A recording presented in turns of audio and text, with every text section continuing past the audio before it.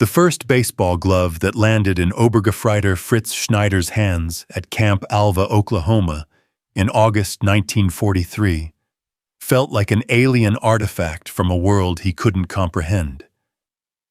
The 24-year-old Wehrmacht veteran, captured during the Sicily campaign, stared at the leather mitt while American guards explained they wanted German prisoners to join them for America's national pastime on the diamond behind the mess hall. "They want us to play their strange game with them?" Schneider whispered to his bunkmate, Feldwebel Karl Hoffmann, as they watched American soldiers demonstrating batting techniques to a group of bewildered German captives. "This must be some kind of psychological experiment. What kind of army plays children's games with enemy prisoners?" These were battle-hardened soldiers who had been indoctrinated to expect brutal treatment, forced labor, and systematic degradation at the hands of their American captors. The concept of recreational sports involving complex rules, team cooperation, and friendly competition between enemies seemed to violate every assumption about prisoner-of-war treatment and military protocol. They had no way of knowing they were about to participate in the most extraordinary cultural exchange program in military prison history, or that learning to play baseball would become a powerful symbol of American values that would fundamentally change German perceptions of democratic society and sportsmanship forever. If you want to discover more incredible stories of how American culture transformed enemies into friends during World War II, make sure to subscribe to our channel and hit that notification bell. Sergeant Tommy Sullivan, a former semi-professional baseball player from Chicago, stood on the pitcher's mound at Camp Alva's makeshift diamond, preparing to introduce German prisoners to America's beloved pastime. As recreation director for the Oklahoma POW facility, Sullivan believed that baseball could teach democratic values through teamwork, fair play, and individual achievement within collective objectives. The baseball field that American engineers constructed within the prison compound represented unprecedented investment in prisoner recreation that exceeded Geneva Convention requirements while demonstrating American cultural priorities and democratic values. The diamond featured regulation infield dimensions, outfield grass, dugout benches, and backstop netting that provided dignity and authenticity for both participants and spectators. Obergefreiter Fritz Schneider approached the baseball demonstration with profound confusion and suspicion that reflected Wehrmacht indoctrination about American cultural decadence and military weakness. Nazi propaganda had characterized Americans as frivolous consumers who wasted time on meaningless entertainment rather than developing serious military capabilities and cultural discipline. The equipment distribution that American officials provided included professional-quality baseballs, wooden bats, leather gloves, and team uniforms that exceeded sporting goods availability in wartime Germany. This material abundance reflected American industrial capabilities and recreational priorities that challenged German understanding of democratic resource allocation during wartime conditions. Baseball rules explanation required extensive translation and demonstration as German prisoners struggled to comprehend a sport that emphasized statistical achievement, strategic decision-making, and individual performance within team contexts. American guards patiently explained concepts like strikes, balls, stolen bases, and sacrifice flies that had no equivalent in European sports tradition. The first game between mixed teams of guards and prisoners took place on August 20th, 1943, before an audience that included camp personnel, civilian workers, and curious observers who witnessed unprecedented cooperation between former enemies learning shared recreational activities. Initial confusion gradually evolved into competitive engagement as Germans discovered baseball's strategic complexity. Cultural exchange through baseball instruction included American explanations of democratic sports philosophy that emphasized merit-based achievement, rule-governed competition, and individual excellence within collaborative team structures. These concepts reflected broader American values about fair competition and systematic recognition of personal contribution. The psychological impact on German prisoners included recognition that American guards treated recreational activities with genuine enthusiasm and cultural pride rather than viewing sports as frivolous distractions from serious military responsibilities. This dedication challenged fundamental assumptions about democratic character and cultural priorities. Physical conditioning benefits that baseball participation provided included cardiovascular exercise, hand-eye coordination development, and athletic conditioning that enhanced prisoner health while providing structured recreation that improved morale and reduced behavioral problems. American medical personnel documented fitness improvements that validated recreational therapy. The learning curve that German prisoners experienced included gradual mastery of complex rules, strategic thinking, and team coordination that required mental engagement exceeding simple physical activity. Baseball demanded intellectual understanding and tactical decision-making that impressed guards with prisoner adaptability and intelligence.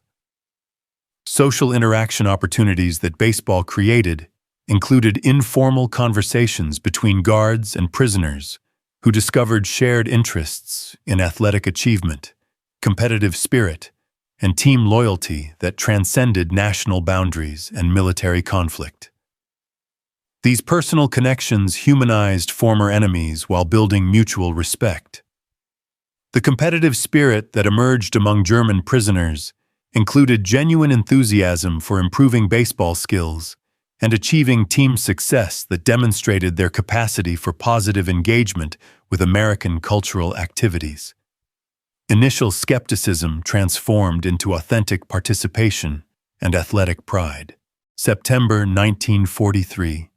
The crack of a wooden bat echoed across Camp Alva as Feldwebel Karl Hoffmann connected with his first home run, sending the baseball sailing over the makeshift outfield fence while American guards cheered alongside German teammates who mobbed him at home plate. The moment represented a cultural breakthrough that transcended the boundaries between captors and captives. The coaching system that developed around baseball instruction included American guards volunteering their off-duty time to provide individual batting lessons, fielding practice, and strategic instruction to German prisoners who displayed genuine enthusiasm for mastering America's national pastime. These informal tutorials created personal relationships that challenged military protocol while building authentic friendships. Language barriers that initially complicated baseball communication gradually dissolved as prisoners learned English sports terminology while teaching guards German athletic vocabulary. Baseball became a common language that enabled effective communication about strategy, technique, and team coordination despite cultural and linguistic differences. Strategic complexity that baseball required impressed German prisoners accustomed to straightforward European sports that emphasized endurance and physical strength over tactical thinking and statistical analysis. Americans explained concepts like batting averages, earned run averages, and situational hitting that required mathematical understanding and analytical thinking. Equipment maintenance became a shared responsibility as German prisoners learned to care for baseball gear with the same attention they had applied to military equipment. Glove conditioning, bat care, and uniform upkeep created opportunities for American guards to demonstrate quality craftsmanship and attention to detail. Team formation included integrated lineups that mixed American guards with German prisoners in competitive balance that emphasized skill over nationality. Batting orders and fielding positions were determined by ability rather than military rank or prisoner status, demonstrating democratic principles of merit-based recognition. The statistical record-keeping that Americans maintained for baseball games introduced German prisoners to democratic concepts of individual achievement, measurement, and systematic performance evaluation. Box scores, batting statistics, and game summaries reflected American cultural emphasis on quantified assessment and personal accountability. Recreational tournaments organized between different camp sections created structured competition that provided purpose and anticipation while demonstrating systematic organization of leisure activities. German prisoners participated in playoff brackets and championship games that replicated civilian sports leagues and community recreation programs. Rule enforcement during games required neutral umpiring and dispute resolution that demonstrated American concepts of impartial justice and systematic conflict resolution. German prisoners learned to accept umpire decisions and resolve disagreements through established procedures rather than hierarchical authority or personal influence. The sportsmanship development that baseball emphasized included respect for opponents, acceptance of failure, and gracious victory that reflected broader American values about fair competition and personal character. These lessons extended beyond athletics to influence prisoner behavior and social interaction. Cultural education through baseball included explanations of American sports history, professional leagues, and community recreation that provided insight into democratic society and civilian life. German prisoners learned about Babe Ruth, Lou Gehrig, and baseball's role in American culture and national identity. Fan engagement from local civilians who attended camp baseball games created connections between German prisoners and American community members who demonstrated hospitality and interest in prisoner welfare. These interactions challenged propaganda characterizations while showcasing democratic tolerance and humanitarian concern. The therapeutic benefits that baseball participation provided included stress relief, structured recreation, and positive achievement that enhanced mental health for prisoners struggling with captivity anxiety and separation from family. Medical personnel documented psychological improvements that validated recreational therapy approaches. Skills development in baseball created transferable abilities in teamwork, strategic thinking, and competitive performance that would benefit prisoners throughout their lives, while demonstrating American investment in prisoner development rather than mere detention. October 1943. The announcement of Camp Alva's first inter-barracks baseball championship created unprecedented excitement among German prisoners who had embraced America's national pastime with competitive fervor that surprised their guards. Fritz Schneider found himself elected captain of Barracks C's team, a leadership role that seemed impossible given his status as an enemy prisoner just months earlier. The tournament organization that American camp officials established included formal brackets, regulation games, and championship trophy that provided legitimacy and dignity to prisoner athletic competition. This systematic approach demonstrated American organizational capabilities and respect for prisoner initiative while showcasing democratic administrative methods and fair competition principles. Team preparation for the championship included strategic planning sessions where German prisoners analyzed opposing lineups, developed batting orders, and practiced defensive formations with intensity that reflected their military training applied to recreational competition. The systematic approach impressed American guards with prisoner dedication and analytical thinking. Local community involvement in the championship included civilian spectators from nearby towns who attended games with genuine interest in prisoner welfare and athletic achievement. These public demonstrations of support challenged German expectations about American popular attitudes toward enemy captives while showcasing democratic tolerance and humanitarian values. The championship final between Barracks C and Barracks F took place before an audience of 800 spectators, including military officials, local dignitaries, and international Red Cross observers, who documented this unprecedented demonstration of recreational diplomacy between former enemies competing with athletic integrity while maintaining mutual respect. Game statistics that American officials maintained included detailed box scores, individual performance records, and team standings that reflected democratic emphasis on systematic measurement and individual achievement recognition. German prisoners appreciated statistical documentation that honored their athletic accomplishments regardless of prisoner status. The victory celebration that followed Barracks C's 7-4 championship victory included handshakes between opponents, congratulations from American guards, and trophy presentation ceremony that emphasized sportsmanship and competitive achievement. Fritz Schneider's acceptance speech thanked American officials for providing recreational opportunities that enhanced prisoner morale. Media coverage of the championship included local newspaper articles and radio broadcasts that portrayed German prisoners as individuals capable of positive contribution rather than permanent enemies deserving only punishment.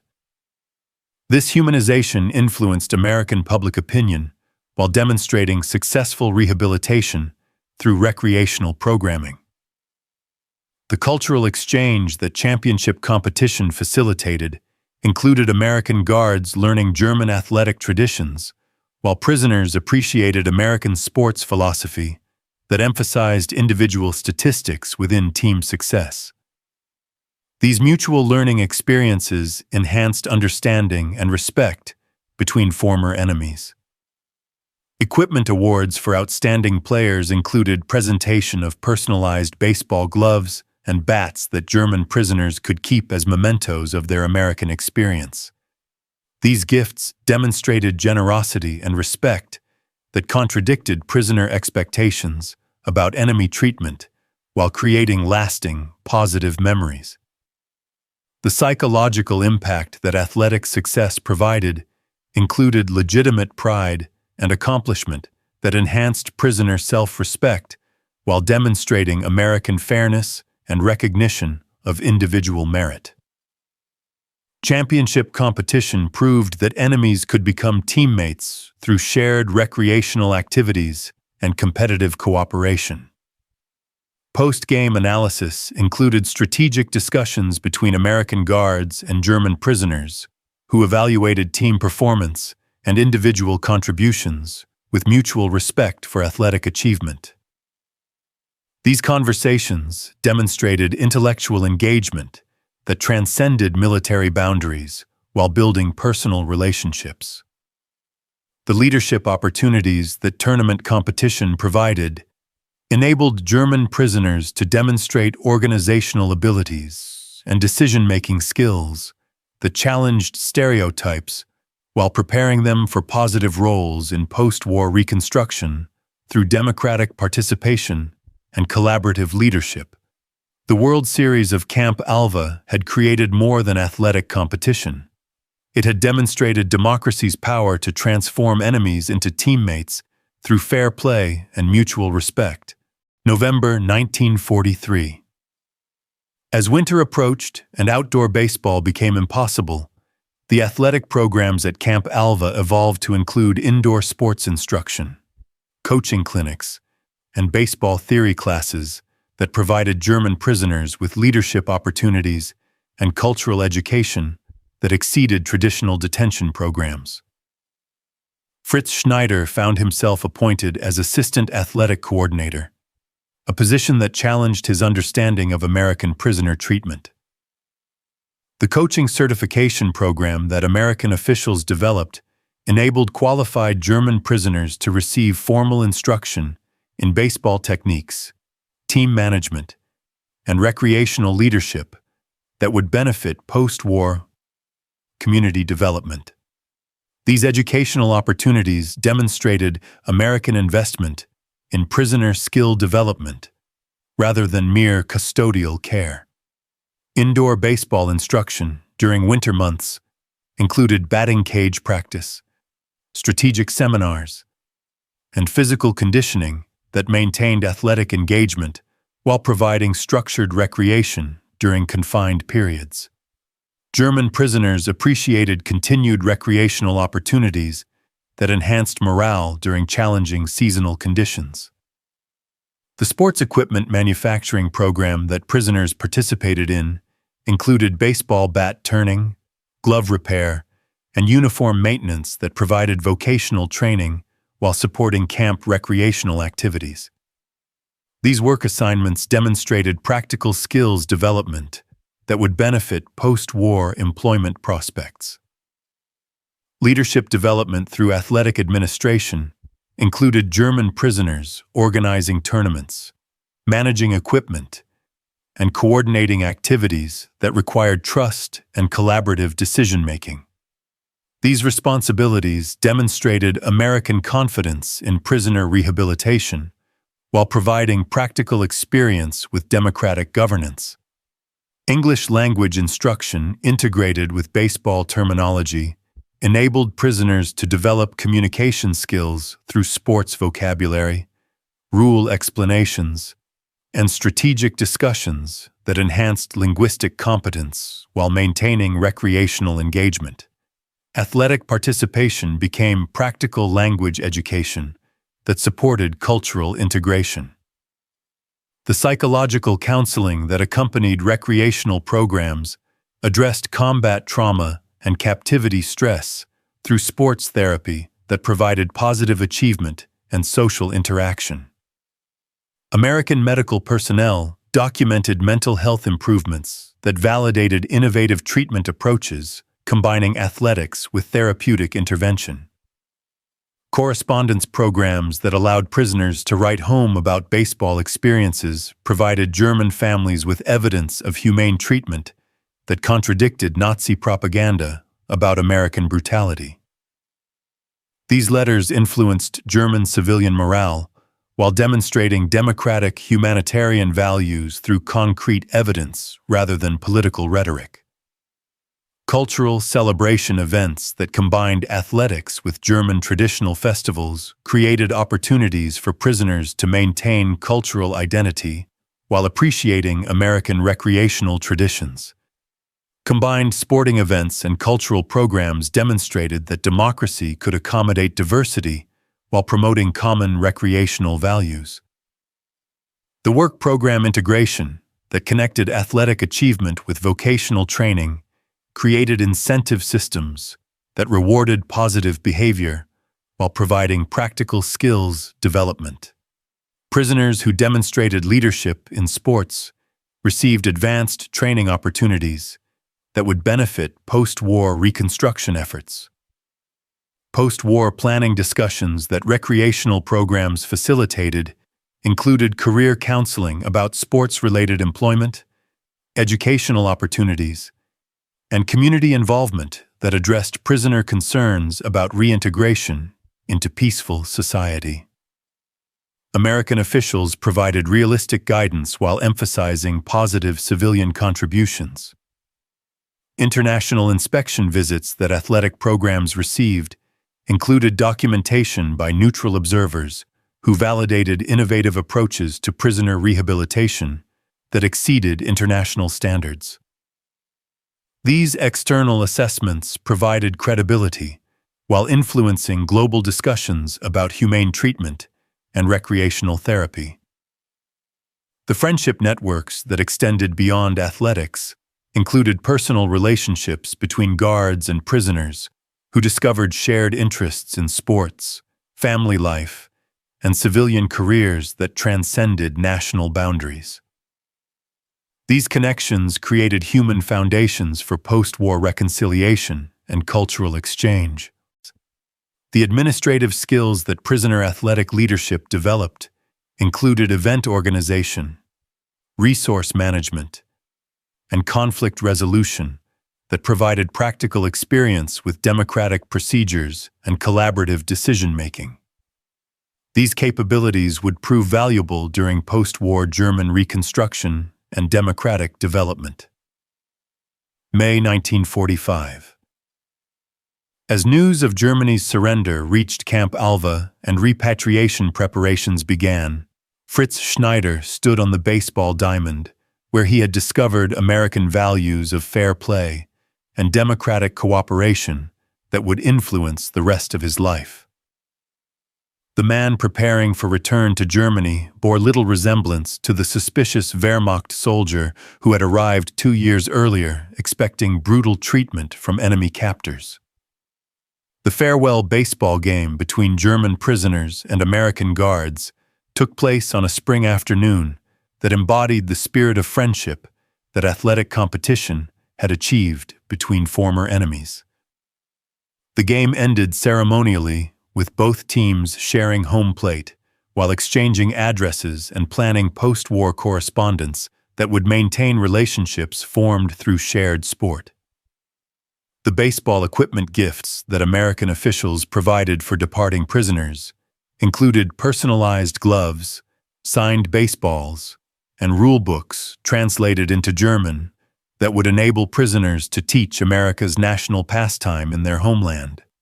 These mementos represented cultural diplomacy that would influence German-American relations for generations. The coaching manuals that prisoners received included detailed instruction in baseball techniques, team organization, and recreational program development that would support community sports programs in post-war Germany. American officials encouraged prisoners to establish youth baseball leagues that would promote democratic values through athletic participation. Fritz Schneider's transformation from suspicious prisoner to athletic leader represented personal development that would influence his entire future while demonstrating rehabilitation potential through recreational programming and cultural exchange. His experience exemplified successful preparation for democratic citizenship through positive engagement rather than punitive detention. The letters of recommendation that American officials provided for departing prisoners included testimonials about leadership development, teamwork abilities, and character growth that would assist reintegration into German society. These endorsements reflected genuine appreciation for prisoner contributions while supporting post-war reconstruction through individual success.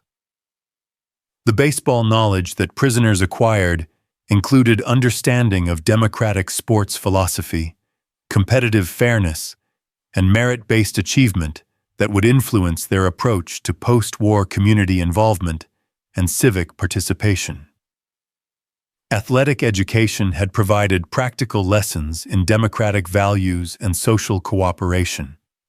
The friendship commitments that guards and prisoners made included promises to maintain correspondence and mutual support while promoting German-American friendship through cultural exchange. These personal bonds would influence both American and German participants throughout their Leben, while creating foundations for international cooperation. The community connections that local civilians had developed with German prisoners through baseball attendance created ongoing relationships that would support post-war reconciliation and cultural understanding. American families invited departing prisoners to maintain contact while planning eventual visits that would strengthen international friendship. The youth programs that departing prisoners planned to establish in Germany included baseball instruction for children and community recreation development that would introduce democratic recreational values to post-war German society. Athletic programming would become a tool for social reconstruction and democratic education. The international recognition that Camp Alva's baseball program received influenced post-war discussions about prisoner treatment and recreational therapy while demonstrating innovative approaches to rehabilitation that exceeded traditional detention methods. The program became a model for human rights and cultural diplomacy. The democratic lessons that baseball participation had taught included respect for rules, acceptance of umpire decisions, and competitive cooperation that prepared prisoners for civic participation in democratic society. Athletic experience had provided practical education in democratic behavior and social responsibility. The legacy of friendship that transcended the final inning would influence German-American relations for decades, proving that even in war's darkest hours, America's national pastime could build bridges between enemies and plant seeds of lasting democratic values and international cooperation. If this incredible story of how baseball transformed enemies into teammates amazed you, make sure to subscribe to our channel for more untold tales of cultural diplomacy triumphing over hatred during World War II.